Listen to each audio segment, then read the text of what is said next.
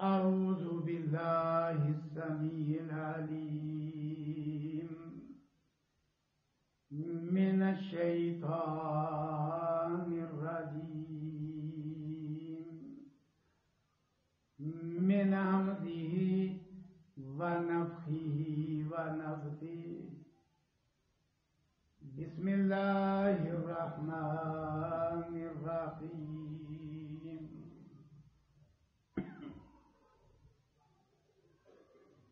اقترب للناس حسابهم وهم في غفلة معرضون اللهم صل على محمد. اللہ رب العزت نے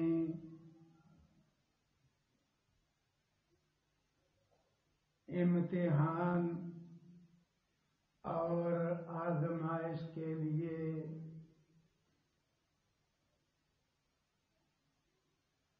انسان میں تین ایسی چیزیں پیدا فرمائی ہیں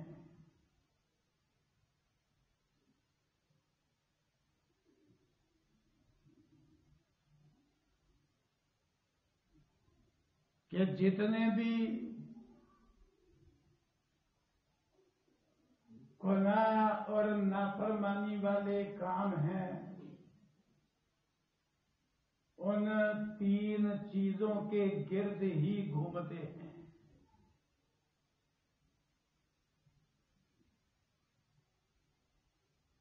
یوں سمجھیے وہ تین کمزوریاں ہیں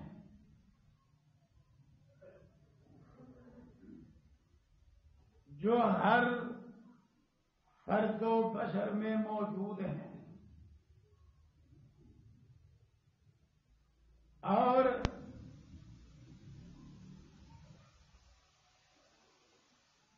انسان کا خطرناک دشمن شیطان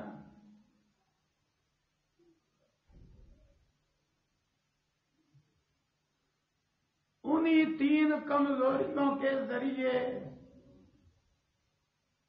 انسان کو گناہ اور نافرمانی پر لگاتا ہے.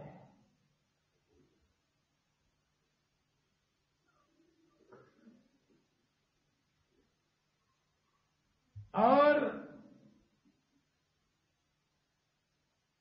وہ دشمن اس قدر تیز ترار ہے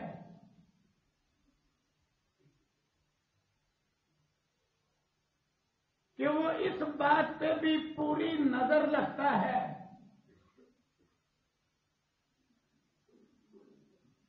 کہ کون ان تین کمزوریوں میں سے کس کمزوری کے ذریعے جلدی قابو آئے گا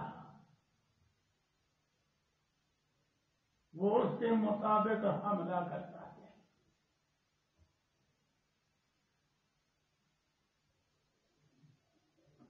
وہ تین کمزوریاں کون سی ہیں؟ پہلی چیز خواہش ہے. ہر انسان میں خواہش موجود ہے.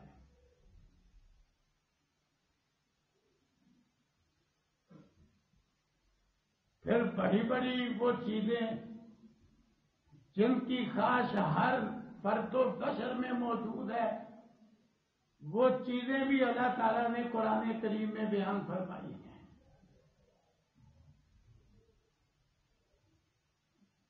اللہ تعالیٰ سورہ آل عمران میں ارشاد فرماتے ہیں زُيِّنَ لِلنَّاسِ حُبُّ الشَّهَوَاتِ. لوگوں کے لیے خواہشات نفس والی چیزوں کی محبت بڑی مزین کی گئی ہے. یہاں ایک نقطہ سمجھنے والا ہے. زُيِّنَ عربی گرامر کی روح سے فعل مجہول ہے. فعل مجہول اسے کہا جاتا ہے جس کا فاعل کرنے والا بیان نہ کیا جائے. زینا کا معنی ہے خوبصورت کر دی گئی، مزین کر دی گئی لوگوں کے لیے خواہشات نفس والی چیزوں کی محبت۔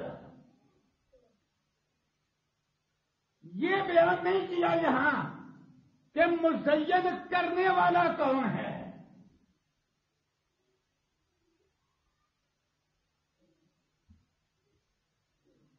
یہ اس لیے بیان نہیں کیا کہ مزین کرنے والا ایک نہیں، وہ کئی ہیں۔ یہ خواہشات نفس والی چیزوں کی محبت بطور امتحان اللہ بھی مزین کرتا ہے، اور کہتا دوسرے مقامات پہ یہ صراحت موجود ہے، لیکن اللہ تعالیٰ مزین کرتا ہے امتحان کے لیے۔ کیوں؟ اگر یہ خواہشات نفس والی چیزوں کی محبت دل میں نہ ہو تو امتحان کیسے؟ جن کے اندر یہ نہیں وہ امتحان میں بھی نہیں، مثلا ملائکہ فرشتے، ان میں اللہ نے خواہش نہیں پیدا کی، صرف عقل پیدا کی ہے، ان کا کوئی امتحان نہیں، اور ان کے لیے جنت جہنم بھی کوئی نہیں۔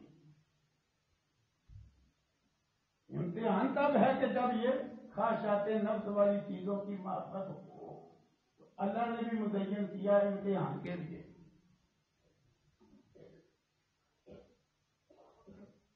اور انسان کا اپنا نفس امارہ مزین کرتا ہے اس کو بگاڑنے کے لیے، شیطان بھی مزین کرتا ہے گمراہ کرنے کے لیے۔ ورنہ خواہشات نفس والی چیزوں کی محبت لوگوں کے لیے بڑی مزین کی گئی ہے۔ پھر 6 چیزیں بیان کی یہاں۔ فرمایا من النساء، سب سے پہلے عورتوں کی محبت، اب بالخصوص مردوں کے لیے عورتوں سے بڑا فتنہ ہی کوئی نہیں۔ جس طرح سے بخاری میں حدیث ہے، رسول اللہ صلی اللہ علیہ وسلم نے فرمایا میں مردوں کے لیے عورتوں سے بڑا فتنہ نہیں چھوڑ کے جا رہا، یہ کشش ہی ہے۔ پھر فرمایا بل بنین، بیٹے، بل قناطیر المقنطرہ من الذهب والفضہ، جمع کردہ خزانے سونے اور چاندی کے، درہم دینار کی، سیم و زر کی، مال و متاع کی محبت ہر انسان کے دل میں ہے۔ بل خیل المصومہ، اعلیٰ گھوڑے، عالی شان سواریاں بھی اس میں شامل ہیں۔ بل انعام، دوسرے گوشت اور دودھ کے کام آنے والے چھپائے جانور۔ بل حرث، اور کھیتی اور باغبانی، زمین کی پیداوار۔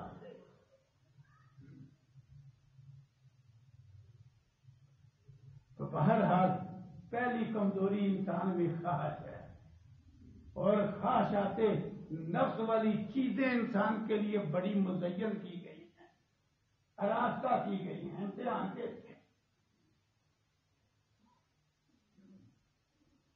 بالخصوص ان 6 چیزوں کے حوالے سے 3 طرح کا امتحان ہے کہ آدمی یہ چیزیں حاصل جائز ذریعے سے کرتا ہے کہ حرام ذریعے سے۔ بہت سارے لوگ خواہش کی پیروی میں اس پہلے درجے پہ ہی فیل ہو جاتے ہیں۔ امتحان ہے، حلال ذریعے سے حاصل کرتا ہے کہ حرام ذریعے۔ اب عورت کے اصول میں بہت سارے لوگ حرام ذریعہ اختیار کرتے ہیں، بیٹوں کے اصول کے لیے لوگ مشرک تک بن جاتے ہیں، خیر اللہ کو پوجتے پکارتے اور ان کے نام کی نظر نیاز دیتے ہیں۔ کلمہ پڑھنے والے، توحید کا کلمہ پڑھنے والے، بیٹوں کے اصول کے لیے آستانوں، درباروں، مزاروں پہ جا کے خیر اللہ کے نام پہ مرغ اور بکرے چھترے چڑھاتے ہیں، حصول میں ہی فیل ہو گیا۔ اسی طرح مال و متاع کے حصول میں اللہ اکبر کتنی دنیا ہے جو خصوصاً آج کے اس نیٹ کے پرفتن دور میں حرام ذریعہ معاش پہ لگی ہوئی ہے۔ سود، جوا، ایک ہی شے پڑی، ایک ہی چیز جو ایک ہی جگہ پڑی ہوئی ہے، 6 بندے خرید فروخت کر رہے ہیں، شے ادھر ہی ہے۔ صحیح البخاری کی حدیث کے مطابق ایسے کاروبار کرنے والوں پہ کوڑے برسائے جاتے ہیں۔ رسول اللہ صلی اللہ علیہ وسلم کے کہا کوئی پرواہ نہیں، کوئی 30,000 کے چکر میں ہے، کوئی 50,000 کے چکر میں ہے، جتنے جمع کراؤ کہ ڈالر خریدے جائیں گے، پھر جناب نفع ملے گا، آپ کی اصل رقم بھی آپ کو واپس ہو جائے گی، آپ گھر بیٹھ کے کھاتے جائیں گے تو پھر جہنم میں بیٹھ کے انگارے بھی بھرتے جائیں گے۔ کوئی بات نہیں، کھاؤ گھر بیٹھ کے آرام سے، بٹن دبا کے انگلی گھما گھما کے کھاؤ، بڑا مزہ آ رہا ہے، لیکن یہ مزہ جب نکلے گا نا سمجھ آ جائے گا حصول بھی فیل ہے۔ یہی معاملہ سواریوں کا، چوپائے کا، کھیتی باڑی کا، لوگ ان چیزوں کے حصول میں ہی فیل ہیں۔ پہلا امتحان حصول کا ہے کہ ان نعمتوں کو حاصل کیسے کرتا ہے، خاص کا پجاری بن کے ناجائز ذریعے سے حاصل کرتا ہے یا جائز ذریعے سے۔ دوسرا امتحان یہ چیزیں ملنے کے بعد استعمال درست کرتا ہے کہ غلط۔ دوسرا امتحان شروع ہو جاتا ہے۔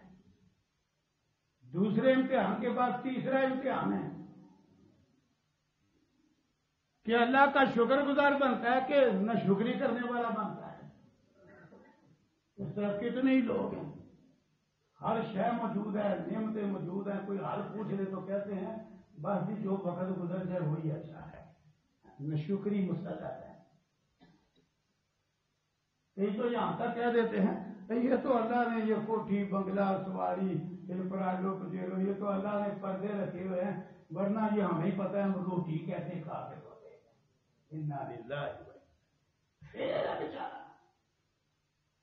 بہرحال پہلی کمزوری انسان میں خاص ہے جس کے ذریعے شیطان انسان کو گناہ اور نافرمانی والے کاموں پہ لگا دیتا ہے۔ کتنے گناہ ہیں ان کے پیچھے خاص ہی کار فرما ہے۔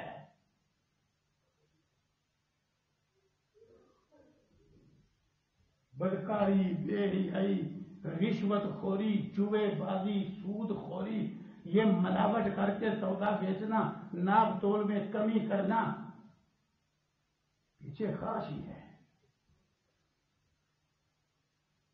یہ خاص ہی ہے پیچھے۔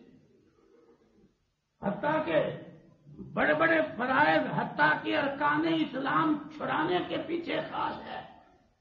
خاص کے پیچھے لگ کے نماز نہیں پڑھتا، خاص کے پیچھے لگ کے روزہ نہیں رکھتا، خاص کے پیچھے رکھ کے زکات نہیں دیتا، خاص کے پیچھے لگ کے حج نہیں کرتا، خاص کے پیچھے لگ کے لوگوں کا مال لے کے بیچا ہوا ہے، نفع کمایا ہوا ہے، ان کے حقوق نہیں دیتا۔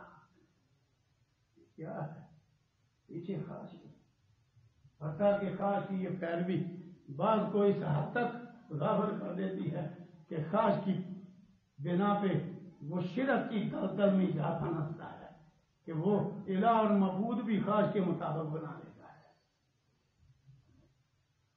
اور خاص کی پیروی کئی لوگوں کو اس قدر نبینا کر دیتی ہے کہ وہ محرم مقدس رشتوں کو بھی خاص میں ملا دیتے ہیں۔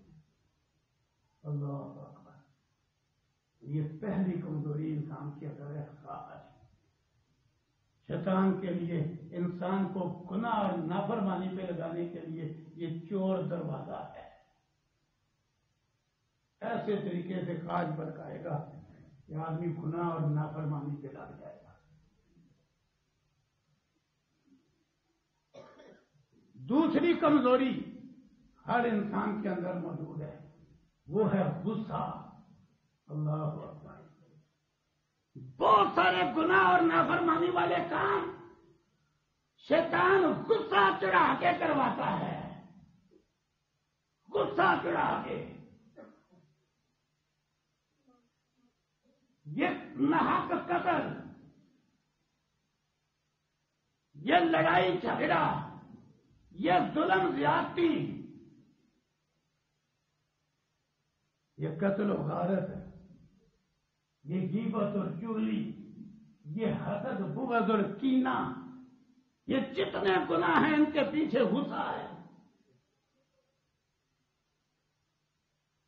اور شیطان کو پتا ہے خواہش کے ذریعے کون قابو آئے گا اور غصے کے ذریعے کون قابو آئے گا، درمیان میں رہتا ہے، اس کو پتا ہے کہ پہلے سے خواہش کس میں زیادہ ہے اور غصہ کس میں زیادہ ہے۔ غصہ چڑھا کے سگے بھائی کو سگے بھائی سے 20-20 سال کے لیے ناراض کروا دیتا ہے۔ غصہ چڑھا کے اولاد کو ماں باپ کا بے ادب اور گستاخ بنا دیتا ہے۔ غصہ چڑھا کے شاگرد کو استاد کا بے ادب بنا دیتا ہے، گستاخ بنا دیتا ہے۔ غصہ چڑھا کے بیوی کو شوہر کا نافرمان اور گستاخ بنا دیتا ہے۔ غصہ چڑھا کے شوہر کو بیوی پہ ظلم کرنے پہ آمادہ کر دیتا ہے۔ حتیٰ کہ یہ غصہ اگر بڑھ جائے، اللہ اکبر، تو یہ غصہ ہی ہے جس غصے نے لوگوں کو یہاں تک بھڑکا دیا کہ انہوں نے نبیوں کی پیروی کرنے کی بجائے نبی شہید کر دیے۔ یہ غصے کا ہی نتیجہ ہے، اور کیا ہے؟ یہ غصے کا ہی نتیجہ ہے کہ دنیا میں پہلا انسان وہ تبھی موت فوت نہیں ہوا، سگے بھائی نے سگے بھائی کو قتل کیا ہے، اور بیٹے بھی آدم علیہ السلام کے تھے۔ یہ غصہ ہی ہے۔ اللہ اکبر، یہ غصہ ہی ہے جس نے باپ کی شفقت چھین لی اور وہ بیٹیوں کو زندہ درگور کرنے لگ گیا۔ یہ غصہ ہی ہے، اور کیا؟ غصے سے کام شروع ہوا۔ پڑھ کے دیکھو بیٹیاں زندہ درگور کرنے کی تعلیم، یہ غصہ ہی تھا۔ غصے کی وجہ سے بڑے گناہ اور نافرمانی کے کام انسان کرتا ہے۔ حتیٰ کہ غصے کی وجہ سے جیسے امام کے پیچھے نماز پڑھتا ہے اس کا گستاخ بن جاتا ہے، غصے کی وجہ سے اپنے قریب کا نافرمان گستاخ بن جاتا ہے، غصے کی وجہ سے احترام والی جگہوں کی پرواہ نہیں کرتا، حتیٰ کہ لوگ غصے کی وجہ سے نبیوں پہ ایمان نہیں لائے اور نبیوں کی بے حرمتی اور گستاخی کی۔ حتیٰ کہ انسان غصے میں جب زیادہ ہی نبینا ہو جاتا ہے تو ایسے انسان بھی ہیں جو غصے میں اللہ کو بھی معذلہ گالیاں دیتے ہے کہ نہیں؟ کمزوری غصہ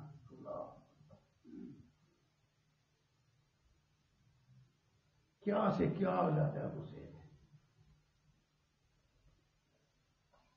بہت سارے گناہ غصے کے گرد گھومتے ہیں، حتیٰ کہ غصے والا گناہ ایسا ہے کہ بڑے لوگ وہ خواہش والی کمزوری کے حوالے سے شیطان کے قابو نہیں آتے، نمازی تہجد گزار ایسے لوگوں کو وہ غصے میں قابو کرتا ہے کہ ایک سامنے کھڑے ہو کے پاؤں سے پاؤں ملا کے کندھے سے کندھا جوڑ کے 5 نمازیں پڑھنے والے وہ ایسا غصہ چڑھاتا ہے وہ ایک دوسرے کا گربان پکڑ کے لڑنے لگتا ہے۔ مذہب ایک، مسلک ایک، عقیدہ ایک، کرتا ہے کہ نہیں کرتا؟ ایسا بھڑکاتا ہے۔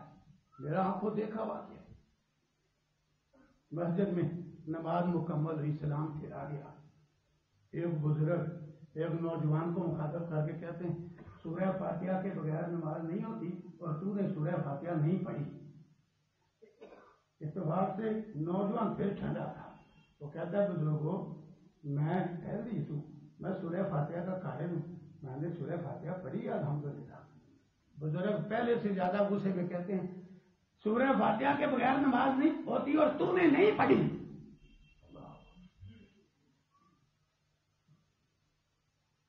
نوجوان پھر ٹھنڈا تھا، کہتا ہے بزرگوں میں نے سورہ فاتحہ پڑھی اور میں اس کا قائل ہوں۔ بزرگ پھر غصے میں کہتے ہیں اور غصے میں نہیں تو نہیں پڑھی۔ آخر نوجوان نے سوال بدل لیا، ٹھنڈا رہا ہو، اگر وہ بھی گرم ہوتا نا تو سخت لڑائی ہوتی، لیکن وہ ٹھنڈا رہا۔ وہ کہتا ہے اچھا میں پہلی صف میں ہوں، تکبیر اولا سے میں نے نماز شروع کی ہے، آپ کو کیسے پتا چلا میں نے فاتحہ نہیں پڑھی؟ تو آج بڑا معقول تھا کہ میں لیٹ تو آیا نہیں، یا تو میں رکوع کے قریب آیا ہوتا نا تو آپ کو اندازہ ہوتا کہ اتنے وقت میں فاتحہ نہیں پڑھی جاتی۔ میں امام کے ساتھ تکبیر اولا میں شامل ہوا ہوں، چلو اتنا بتلا دو کہ آپ کو کیسے پتا چلا میں نے نہیں پڑھی۔ وہ بزرگ بڑا کیا کہتے ہیں، سورہ فاتحہ کے بغیر نماز نہیں ہوتی اور تو نے نہیں پڑھی، پڑھنے والوں کی شکلیں ہی اور ہوتی ہیں۔ کمال ہو گیا، دیکھو 5 وقت کے نمازی بزرگ کا چل خدا بڑکا دیا اسلام نے مجھے چلا ہے۔ جو خاص میں قابو نہیں آتا وہ غصے میں بڑکا کے لڑا کے رکھ دیتے۔ بڑے بڑے نمازی تہجد گزار باپ 20 سال سے بچوں سے ناراض ہیں، بھائی سے ناراض ہیں، نمازیں بھی پڑھتے جاتے ہیں، روزے بھی رکھتے جاتے ہیں، یہ غصہ چڑھا کے وہ قطع تعلقی کروا دیتا ہے۔ انسان سوچتا ہی نہیں زبان کیا رہا ہے۔ تو یہ دوسری کمزوری ہے انسان، غصہ، جس سے بڑے گناہ پھر ہوتے ہیں۔ شیطان کے لیے چور دروازہ، چور دروازہ۔ تیسری کمزوری، یہ بھی ہر انسان کے اندر موجود ہے، امتحان کے لیے موجود ہے۔ تیسری کمزوری یہ ہے، اللہ اکبر، غفلت۔ غفلت یہ کئی طرح کی ابر ہے، غفلت ہے۔ مثلا فوتگی پہ گیا ہوا ہے، وہاں بھی اپنا مرنا یاد نہیں، قریبی کو، دوست کو، عزیز کو، مسلمان بھائی کو اپنے ہاتھوں قبر میں اتار کے اوپر مٹی ڈال کے کھڑا ہے، ایسی حرکتیں اور باتیں کر رہا ہے، وہاں قبر پہ کھڑے ہو کے بھی قبر یاد نہیں کہ میں نے بھی آنا ہے، اس کوٹری میں نے بھی آنا ہے جہاں نہ کوئی پیچھے سے ملاقات کرنے والا آ سکتا ہے، نہ کوئی حال پوچھنے والا آ سکتا ہے۔ ایسی کوٹری ہے وہ، آپ نے مردہ قبر میں اتار لیا ہے نا، اوپر کرتے رہ کے مٹی ڈال دی ہے، بالکل ہی رابطہ ختم ہے، پتہ ہی نہیں اندر کیا بن رہا ہے، نہیں پتا۔ اللہ اکبر، مکمل رابطہ ختم ہے، قبر میں جانے کی دیر ہے۔ یہی وجہ ہے کہ بڑے بڑے صحابہ کرتے تھے، حضرت عثمان بن عفان رضی اللہ عنہ کا ذکر ہوتا نا، رو رو کے داڑھی آنسوؤں سے تار کر لیتے۔ کسی نے کہا آپ کیوں پریشان ہیں، آپ کو تو اللہ کے پیغمبر صلی اللہ علیہ وسلم نے انداز بدل بدل کے جنت کی بشارت سنائی ہوئی ہے۔ تو حضرت عثمان کہتے جنت بعد میں ہے، اس گڑھے سے بڑا ڈر لگتا ہے، بڑا ڈر لگتا ہے۔ لیکن شیطان غفلت یہ ایسی چیز ہے کہ بندے کو موت یاد نہیں، قبر یاد نہیں، حشر، وہاں کا حساب کتاب، اللہ کی عدالت، اللہ اکبر، جہاں پتہ نہیں کتنی گواہیاں ہوں گی، نہیں اس کو یاد ہے، غافل ہو جاتا ہے۔ نہ مرنا یاد، نہ قبر یاد، نہ حشر یاد، یہ غفلت ہے۔ اسی طرح گناہوں کا دنیاوی نقصان بھی ہوتا ہے، برزخی بھی ہوتا ہے، حشر میں دائمی نقصان بھی ہوتا ہے۔ یہ گناہ کے نتیجے سے بے خبر، غافل ہو کے گناہ کرتا ہے، اور شیطان ایسی چیزوں کا جال بچھاتا ہے جن میں محو ہو کے، مست ہو کے یہ اور غافل ہو۔ آج کے جدید دور میں تو وہ سامان غفلت ہر انسان کے دائیں بائیں جال کی طرح بچھ گیا ہے،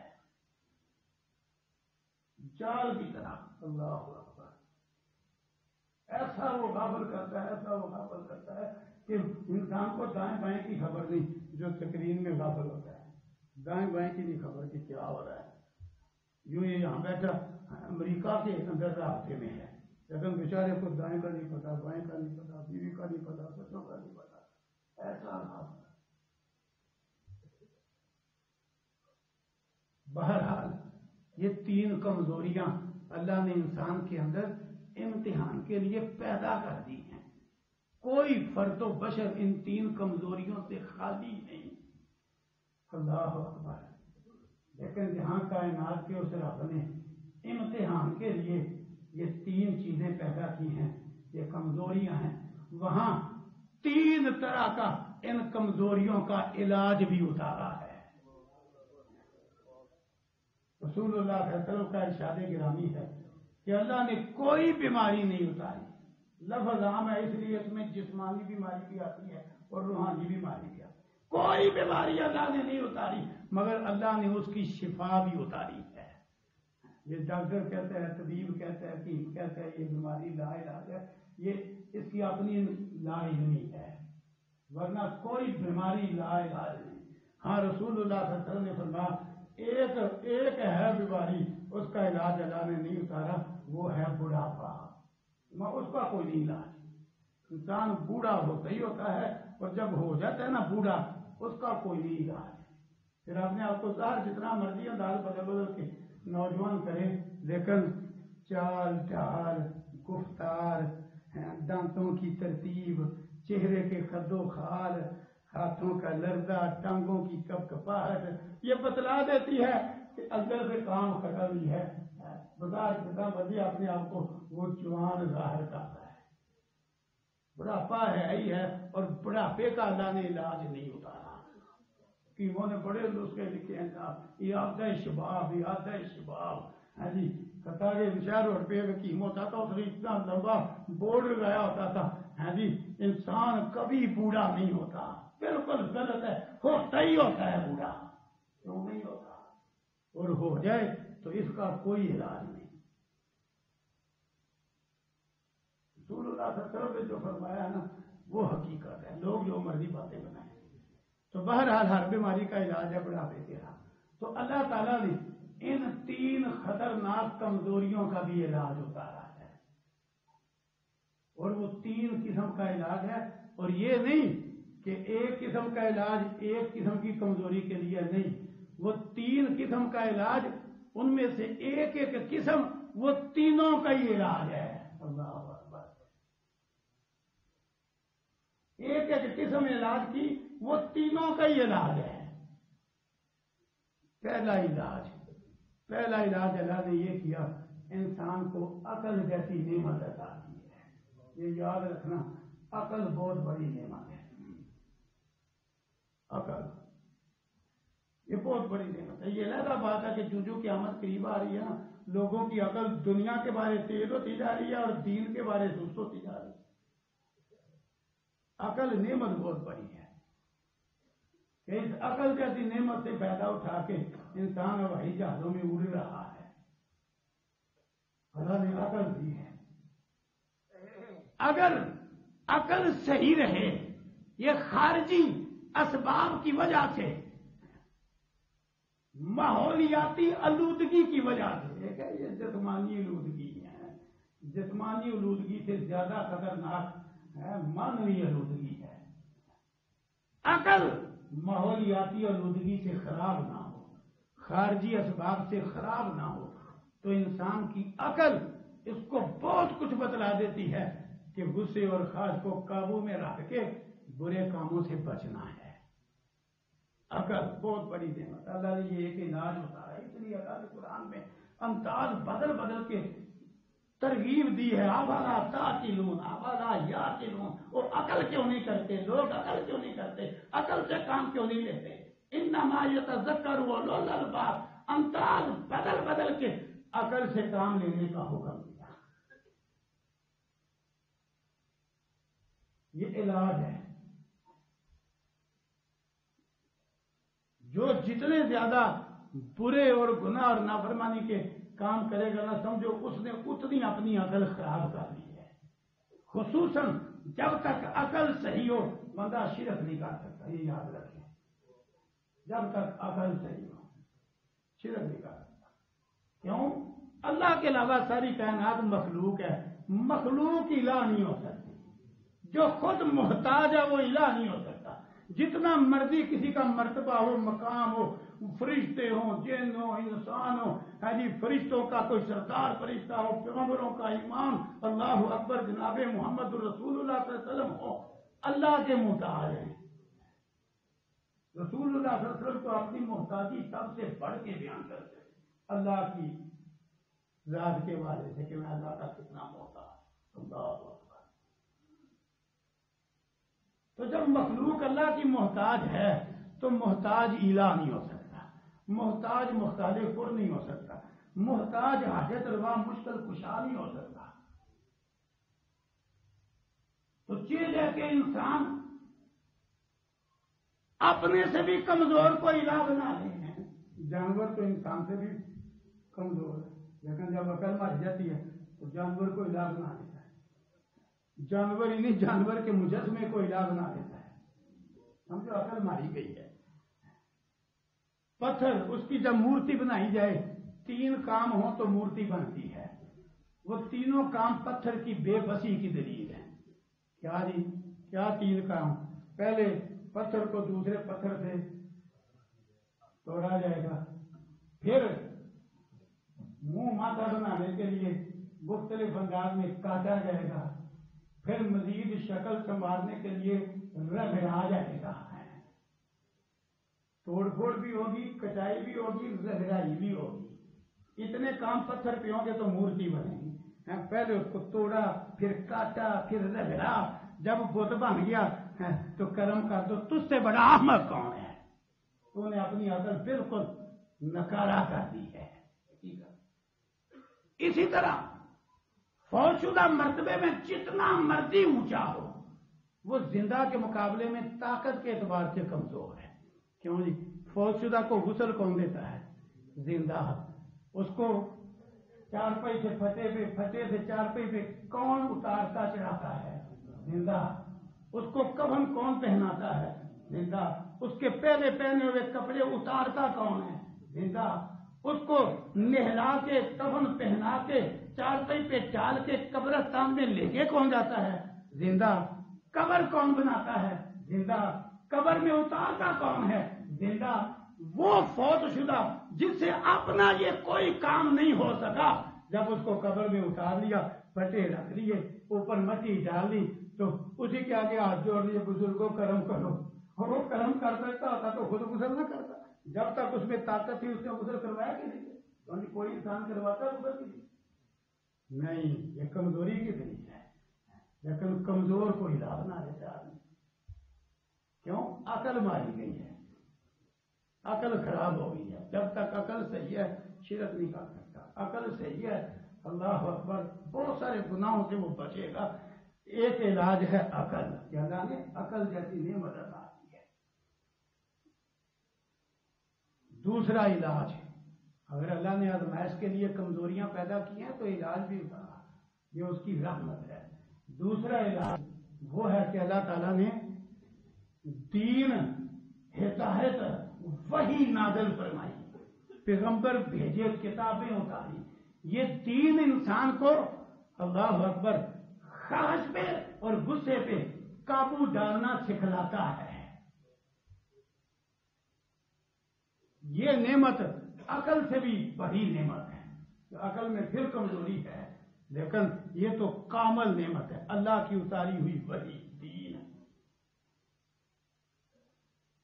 جن لوگوں کی عقلیں ماری جائیں، اگر وہ دینی تعلیمات حاصل کر لیں اور انہیں قبول کر لیں تو عقل بھی صحیح ہو جاتی ہے اور وہ خواہش اور غصے کو قابو کرنا بھی جانتے ہیں۔ اسی لیے تو اللہ نے وہ متقیوں کی، مومنوں کی، جو دین قبول کرنے والے ہیں، ان کی صفات میں یہ صفت بیان کی کہ وہ خواہش پہ قابو رکھتے ہیں۔ اما من خاف مقام ربہ ونہى النفس عن الہوى، وہ جو اپنے رب کے سامنے کھڑے ہونے سے ڈر گیا اور اس نے نفس کو خاص سے روک لیا۔ یہ نتیجہ ہے دینی تربیت کا، روک لیا، اس نے قابو ڈال لیا خواہش پہ۔ اسی طرح دینی لوگوں کی، مومنوں متقیوں کی صفات بیان کرتے ہوئے فرمایا والکاظمین الغیظ، انہیں جتنا مرضی کوئی غصہ چڑھائے، چڑھتا ضرور ہے لیکن وہ غصے کو دبانا جانتے ہیں، غصہ دبا جانے والے۔ ان کا غصہ وہاں صادر ہوتا ہے جس غصے پہ اللہ راضی ہے، اور خاص کو وہ اس طریقے سے پورا کرتے ہیں جس کی اللہ نے اجازت دی ہے۔ خواہش بھی قابو، غصہ بھی قابو۔ والکاظمین الغیظ، میں غصہ پی جانے والے۔ میں دونوں کی ایک ایک مثال دے دیتا ہوں کہ دین کیسے قابو ڈالتا ہے، خاص پہ بھی اور غصے پہ۔ سنن ترمذی اٹھائیے، جناب مرثد رضی اللہ عنہ دور جاہلیت میں چوری کی عادت تھی. رسول اللہ صلی اللہ علیہ وسلم نے ان سے ایک کام لیا کہ آپ کو ذرا تجربہ ہے صاحب کا کہ کیسے کسی کے گھر جانا ہے اور کیسے مال اٹھانا ہے، کیسے پھر بچ کے نکلنا ہے، تو آپ ہم سے اللہ اکبر ایک ذمہ داری ادا کریں ہم آپ سے یہ کام لینا چاہتے ہیں. مکے میں ہمارے کمزور قیدی کافروں کے ظلم کی چکی میں پس رہے ہیں، تم وقتاً جایا کرو، رات کی تاریکی میں نا وہ قیدی اس کی بیڑیاں کھول کے اس کو مدینے لایا کرو. اللہ اکبر. حضرت مرثد کہنا چاہتے بڑے بڑے بھاری قیدی انہوں نے اٹھائے، پرانا تجربہ تھا، مال زیادہ سے زیادہ بھی اٹھانا پڑتا ہے، وہ تجربہ تھا.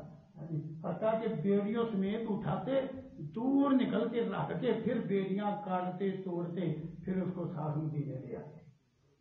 ایک رات اسی مشن پہ گئے، رات کی تاریکی میں جہاں قیدی تھا اس گھر میں جانے لگے تو دور جاہلیت میں ایک عورت سے ناجائز تعلقات تھے، اناق اس کا نام تھا. اس نے دیکھ لیا تو کہتی ہے مرثد ہے؟ ہاں جی مرثد ہوں. اور مرثد پھر پرانی بہاریں تازہ کر لیں. اللہ اکبر. اب دیکھو دینی تربیت نے کیا انقلاب برپا کر دیا ہے اس میں. جناب مرثد جواب دیتے ہیں جس دین کو اب میں نے قبول کیا ہے نا اس دین میں بدکاری اور زنا حرام ہے، لہذا پرانی یادیں تازہ نہیں ہو سکتی.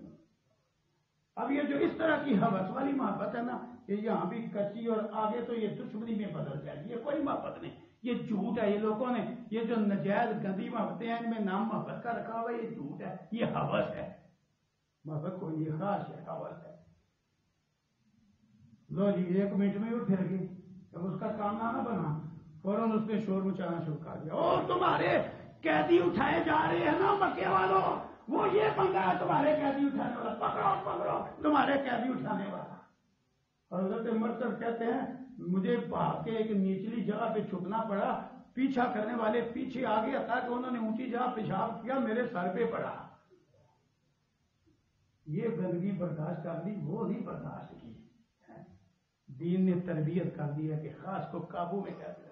اور پھر دیکھو مشن پورا کر کے ہی آئے، قیدی اٹھایا، بیڑیاں کھولی، مدینے لے کے آئے. لیکن وہ جب پہل عورت کی طرف سے ہونا تو ایک دفعہ خاص جوش پکڑ جاتی ہے، دل میں آ گیا کہ کہا چلو پہلے تو بدکاری تھی، پیار اس سے پرانا ہے، چلو اس سے شادی کر لیں. لیکن جو کبھی بدکاری کے لیے مسئلہ نہیں پوچھتا تھا اب نکاح کے لیے مسئلہ پوچھ رہا ہے. سنن ترمذی نے عرض کیا اللہ کے رسول صلی اللہ علیہ وسلم اناق نامی عورت سے دور جاہلیت میں نجائز تعلقات تھے. میں اس طرح جب قیدی اٹھانے اس دفعہ گیا نا اس نے دیکھ لیا، سارا واقعہ سنا دیا، تو اللہ کے رسول اناق سے شادی کر لوں؟ ہائے ہائے ہائے، اور خاص دین کے تابع ہو گئی ہے، شادی کر لوں؟ اللہ نے سورہ نور کی آیتیں اتاری، بدکار وہ بدکار سے شادی کرے. ایسے پڑھ کے سنائی، کہا مرثد ہے وہ اب تک بدکار ہے، چھوڑ اس کو. حضرت مرثد کہتے ہیں میں نے تصور سے ہی نکال لیا اس کو. بتلاؤ خواہش پہ قابو ڈالنا دین نے سکھلایا کہ نہیں سکھلایا؟ غصے کی مثال بھی سن دیں. اللہ اکبر. حضرت عمر بن خطاب رضی اللہ عنہ ایسا دور خلافت مثالی کہ اپنے تو اپنے بیگانے بھی ماننے پہ مجبور ہیں، حتیٰ کہ ان کے امور خلافت سے بہت ساری غیر مسلم قوموں نے طریقے سیکھے. اس وسائل نہ ہونے کے دور میں ایسا نظام چلایا. آج تو دیکھو بوڑھے بھی قطار میں، بیوہ بھی قطار میں، حتیٰ کہ کئی شہروں میں کئی بندے بیچارے مر گئے ہیں. کئی بندے حقیقت ہے یہ آٹا لیتے ہوئے، کئیوں کو اٹیک ہو گیا رش میں، کئی دھکے کھا کے مر گئے. ہمارے محلے کی ایک بڑھیا اس کا جوڑ نکل گیا آٹا لینے کے لیے. دیکھو یہ آج کے حکمران ہیں. حالانکہ اب وسائل ہیں، کیوں جی بیل لے جاتے ہو کہ بیل کا رکھا ہے؟ وہ گھر آتا ہے نا. اگر گھر گھر بیل آ سکتا ہے تو آٹا نہیں آ سکتا؟ محکمے موجود ہے، آٹا بھی آ سکتا ہے. لیکن انہوں نے عزم کیا ہوا ہے قوم کو ذلیل بھی کرو احسان بھی چڑھاؤ. میں کہ فلاں کی طرف سے آٹا آ رہا ہے مفت، احسان بھی چڑھاؤ. بیل گھر آ سکتا ہے تو آٹا کیوں نہیں گھر آ سکتا؟ مردم شماری والے دروازے پہ آ سکتے ہیں تو انکم یتیموں کے پیسے کیوں نہیں گھر بیوہ کو پہنچ سکتے ہیں؟ کیوں نہیں پہنچ سکتے ہیں؟ اس وسائل نہ ہونے کے دور میں کمال ہے حضرت عمر بن خطاب رضی اللہ عنہ، گورنروں کو خط لکھا، ایک گورنر کو مخاطب کر کے کہا جس طرح کا کھانا تمہارے گھر میں تمہارے لیے اور تمہارے بیوی بچوں کے لیے ہے نا، اگر تمہاری رعایا کے ایک ایک گھر میں اس طرح کا کھانا نہ پہنچا تمہیں قیامت کے دن جواب دینا پڑے گا۔ اللہ اکبر۔ تو اتنا جس نے اچھا نظام سے رہا ہو، کوئی سامنے بیٹھ کے تنقید شروع کر دے تو غصہ آ ہی جاتا ہے، یہ فطرت ہے اور انسان میں یہ کمزوری ہے۔ ایک بندہ آیا، اللہ اکبر، یہ نام ہے، اس نے آپ کے سامنے بیٹھ کے تنقید شروع کر دی، یہاں تک کہہ دیا آپ صحیح مال تقسیم نہیں کرتے، آپ تو عدل نہیں کرتے، آپ یہ ہیں وہ ہیں۔ حضرت عبداللہ بن عباس رضی اللہ عنہ راوی ہیں، کہتے ہیں حضرت عمر کو غصہ چڑھ گیا، جو کام صحیح کرتا ہو نا اسے تنقید بالکل ہی نہیں برداشت ہوتی، کام صحیح کرتے غصہ چڑھ گیا، قریب تھا کہ کوئی سزا نافذ کر دیتے۔ پاس اسی بزرگ کا جس نے یہ تنقید کی بھتیجا حر بن قیس بیٹھا تھا، حر بن قیس عالم آدمی تھا، اس کو پتا چل گیا کہ چچے کی سختی آ گئی ہے، اس میں باتیں غلط گئی ہیں، وہ فوراً قرآن کی آیت شروع کرتا ہے، خذ العفو وامر بالعرف واعرض عن الجاہلین۔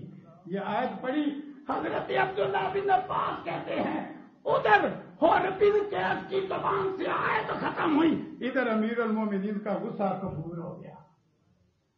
دینی تربیت سے غصے پہ قابو ڈالا کہ نہیں ڈالا؟ یہ دوسرا علاج ہے دین۔ پہلا علاج ہے عقل، دوسرا علاج جو اللہ نے اتارا وہ کیا ہے؟ دین۔ خواہش پہ بھی قابو پڑے گا، غصے پہ بھی قابو پڑے گا، اور عقل بھی غافل نہیں ہونے دیتی اور دین بھی بندے کو غافل نہیں ہونے دیتا۔ عقل صحیح ہو تو یہ غفلت میں نہیں جانے دیتی، عقل اس کو عمل کے نتائج پر الارم بجاتی ہے، یہ تو کرنے لگا بڑا، اس کا یہ نتیجہ نکل سکتا ہے، بات کے رہے دنیا میں بھی نکل سکتا ہے، آگے جا کے بھی۔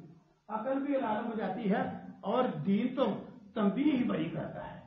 قرآن حدیث تو بھرا پڑا ہے نا، موت یاد کروانے میں، قبر یاد کروانے میں، حشر یاد کروانے میں۔ اللہ نے قرآن کریم کی صورتوں میں ان چیزوں کو ایسے پیش کیا، موت کو، قبر کو، حشر کو، جیسے بندہ آنکھوں سے دیکھ رہا۔ غفلت کیسے آ سکتی ہے؟ یہ علاج ہوتا ہے اللہ نے۔ تیسرا علاج، یہ جو دو علاج ہیں یہ پہلے ہیں، خواہش پہ قابو ڈالنے کے لیے، غصے پہ قابو ڈالنے کے لیے، خواہش اور غصے پہ قابو ڈال کے اپنے آپ کو گناہ اور نافرمانی سے بچانے کے لیے یہ حفظ ما تقدم ہے۔ یہ دو علاج کیا ہے؟ حفظ ما تقدم، پیشگی علاج بچنے کے لیے کہ غصے کی وجہ سے گناہ نہ ہو جائے، خواہش کی وجہ سے گناہ نہ ہو جائے۔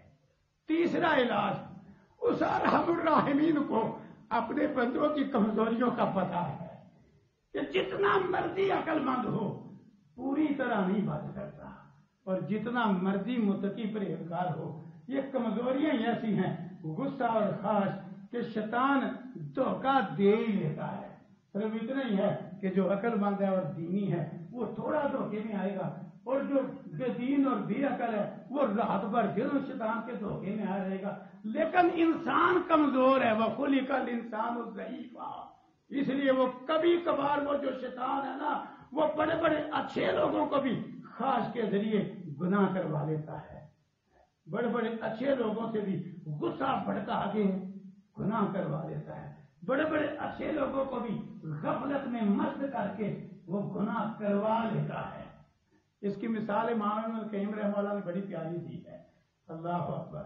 وہ کہتے ہیں جس طرح بندہ جتنا مرضی عقل مند ہونا اور محتاط ہو، جو دشمن چور لٹیرا وہ اس عزم پہ ہے نا کہ اس کو لوٹ کے چھوڑنا ہے، اس نے کسی نہ کسی طریقے سے داؤ لگا ہی لینا ہے۔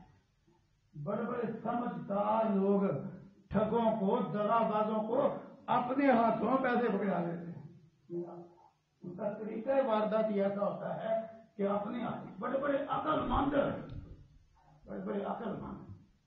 میں مدرسے میں ہوتا تھا تو میرا شاگرد بڑا ہی تیز تلوار تھا، اس اتنا حضرت دماغ تھا، اس نے کبھی استاد کو بھی بولنے نہیں دیا تھا، یعنی اس کی بات کا بھی فوراً کرا کے جواب دیتا، بڑا تیز۔ تو ایک دن آیا تو میرے آگے بیٹھ کے رونے ہی لگا، کیا ہوا؟ وہ بس وہ دھوکا تھا پیچھے، میرا 20,000 روپیہ چلا گیا ہے، وہ دکھاتے نہیں پیسے، آپ کے پیسے نکلے ہیں، اتنے پیسے بھیجو، وہ کتنے لاکھ کا میسج تھا، اس نے کہا جی اتنے پر پیسے بھیجو تو آپ کو تفصیل بتلا دیں۔ ہوشیار سمجھدار، وہ لاکھوں کے لالچ میں آگے 20,000 تھا، مسکین آدمی، وہ 20,000 کیا تھا، وہ کہ بنا کیا ہے، دیکھ لو جتنا مرضی آدمی سمجھدار، ٹھگ کا طریقہ ہی بڑا عجیب ہوتا ہے، حقیقت ہے۔ میں اپنا بچپن کا واقعہ سناتا ہوں کہ ٹھگ کیسے دھوکہ دے رہے تھے۔ اس وقت یہ ڈپو پہ آٹا ملتا تھا اور چینی ملتی تھی، پرانے لوگوں کو دور یاد ہے، اللہ اکبر، لوگ بھول جاتے ہیں۔ تو میرے بزرگوں نے پہلی دفعہ، اللہ ان پہ رحمتیں فرمائے، پہلی دفعہ مجھے بھیجا کہ آپ بڑے ہو گئے تو آپ آٹا لیتے ہیں ڈپو سے۔ انہوں نے پیسے گن کے، وہ کارڈ ہوتا تھا کہ گھر کے افراد کتنے، کارڈ کے اندر پیسے رکھ کے، کارڈ بند کر کے، اوپر تھیلا لپیٹ کے، مجھے کہا اس کو بغل میں لگا کے رکھنا ہے، اور ساتھ کہا وہاں ٹھگ ہوتے ہیں، بچوں کو وہ ٹھگ لیتے ہیں، کوئی آئے گا کہ میں آپ کو آٹا لے دیتا ہوں تو وہ پیسے نکال دے گا، آپ نے کتار میں کھڑے ہو کے خود آٹا لینا، کسی کی بات نہیں سننا۔ تو ہم جا کے کتار میں لا کے، بچپن تھا، ایک بندہ آیا، مجھے ابھی تک اس کی شکل، اس کا ہوگا، جس نے ٹھگا وہ کہاں بولتا ہے، وہ جناب اچھی طرح یاد ہے۔ وہ آ کے نا چھوٹی چھوٹی اس کی داڑھی، تو آ کے بلا کیا کہتے ہیں، السلام علیکم، وعلیکم، آپ تو میرے شیخ کے بیٹے ہیں اور مجھے برداشت نہیں ہو رہا کہ میرے شیخ کا بیٹا کتار میں لگا ہوا ہے۔ لو جناب، ہم نے تو سمجھا رحمت کا فرشتہ آ گیا، گرمی بڑی اور لہر بھی بڑی لمبی، ایسے الفاظ ہیں۔ آپ وہ شیخ ابو البرکات احمد کے بیٹے ہیں نا؟ کہا جی جی، وہ تو میرے بڑے پیارے شیخ ہیں، مجھے برداشت نہیں ہو رہا، اس لیے نا میں آپ کو آٹا لے دیتا ہوں، تو آپ کارڈ دیں۔ تو صاحب پر کیا کہتا ہے، آپ کھڑے یہی رہیں، کیوں؟ وہ نا کئی دفعہ وہ میرا واقف بتا ہوتا ہے اور کبھی نہیں ہوتا، ایسی باتیں کی، مجھے وہ ساری بزرگوں کی نصیحت بھول گئی کہ ٹھاک ہوتے ہیں۔ وہ آگے نا کئی دفعہ میرا واقف ہوتا ہے، کئی دفعہ نہیں ہوتا ہے، اس لیے آپ اپنی باری نہ خراب کریں، آپ اگر کارڈ دیں تو ہم نے اسی طرح لپیٹا ہوا تھیلے کے اندر کارڈ، اندر ہی پیسے، وہ اس کو پکڑا دیا۔ تھوڑی دیر بعد آیا، میں بڑا شرمندہ ہوں، میں بڑا پریشان ہوں، میں بڑی معذرت چاہتا ہوں، میں آپ کی خدمت کر نہیں سکا، آپ میرے استادوں کے بیٹے ہیں، میں بڑا ہی شرمسار ہوں، جی یہ آپ لے لیں، آگے میرا واقف بندہ نہیں۔ لو جی، ہمیں نہیں پتا کیا ہو گیا ہے، ہم کتار میں ہی ہیں، بچپن تھا۔ لو جی جب باری آئی، جا کے اسی طرح طریقہ ہوتا تھا، وہ تھیلے سمیت ہی پکڑا دیتے تھے تو وہ ڈال کے دیتے، اس نے تھیلے سے کارڈ نکالا، ایسے کارڈ کھولا تو اندر پیسے ہی کوئی نہیں، سمجھ آئی؟ تو اس طرح شیطان تو بڑا ہی بھراری ہے۔ بہرحال اللہ میرے بزرگوں پہ رحمتیں کرے، انہوں نے دنیاوی نقصان پہ نہ مارا تھا، کبھی نہ چڑکا تھا، اگر ڈانٹتے یا غصہ کرتے تو وہ نماز میں، دین میں کوتاہی پر کرتے۔ مجھے دیکھتے ہی نا، جب میں خالی آج واپس آیا، میں ان کا روح بڑا تھا، ایمان اور تقویٰ کا روح بھی بڑا ہوتا ہے، روح بڑا تھا، اللہ اکبر۔ تو مجھے تو بس پسینے چھوٹی اور گرمی ویسے ہی پڑی، تو میں پریشان کہ اب ہر ناراضگی تو ہوگی بزرگوں کی، پر میں آیا نا تو ان کو اندازہ ہو گیا، ہم سے پڑے اور کہتے ہیں لگتا ہے کوئی ٹھگ پھر لوٹ کے لے لیا ہے، تو میں نے سمجھایا نہیں تھا، بارہ میں پھر پیسے دیے، پھر اگلے ٹائم پہ پھر ہم لے لگے اور پھر آٹا لے کے آئے۔ تو کہنے کا مطلب یہ ہے، امام ابن قیم نے اس طرح کی بات لکھی ہے، وہ کہتے ہیں جتنا مرضی عقل مند ہو اور جتنا مرضی متقی پرہیزگار ہو، وہ شیطان دشمن ایسا ہے کہ وہ غصہ چڑھا کے یا خواہش بھڑکا کے کبھی نہ کبھی دھوکہ دے ہی لیتا ہے، بندے سے گناہ کروا ہی لیتا ہے۔ کوئی بندہ نہیں جو کہ مجھ سے کبھی گناہ نہیں ہوا، ہے کوئی بندہ؟ آپ نمازی لوگ ہیں، جمعے پڑھنے والے، آپ میں سے کوئی دعویٰ کر سکتا ہے کھڑا کر کے مجھ سے کبھی کوئی گناہ نہیں ہو؟ کہاں کوئی نہیں دعویٰ کر سکتا۔ تو اللہ تعالیٰ نے تیسرا علاج اتارا کہ اگر پہلے دو علاج ناکام ہو جائیں، عقل بھی غصے اور خواہش پہ قابو نہ ڈال سکے، دینی تربیت بھی غصے اور خواہش پہ قابو نہ ڈال سکے، بندہ شیطان کے ہتھے چل ہی جائے، تو ارحم الراحمین نے تیسرا علاج اتارا کہ اگر ہو جائے تو سچے دل سے معافی مانگ لو، توبہ کرو، توبہ صحیح، شرمسار ہو جاؤ اللہ کے آگے، یا اللہ میں کمزور ہوں، میں شیطان کے ہتھے چڑھ گیا ہوں، طویلیں نہ کرو، ہم کب پردے نہ ڈالو، اللہ کے آگے نہ پردے ڈالو، صاحب کو تنہائی میں خلوت میں، یا اللہ میں کمزور ہوں، میں نہیں سمجھتا کہ یہ کام جائز ہے، مجھ سے غلطی ہوا ہے، پر یا اللہ ہوا کیا ہوا ہے، یا اللہ میں خواہش کے قابو آ گیا، میں غصے کے قابو آ گیا، میں شیطان کے داؤ میں آ گیا ہوں، میں نفس امارہ کے ہاتھے چڑھ گیا ہوں، یا اللہ کمزور ہوں، تو جانتا ہے میں بڑا شرمندہ ہوں، یا اللہ تو مجھے معاف کر دے۔ تو اللہ کا یہ علاج بڑا کیسا اتارا ہے؟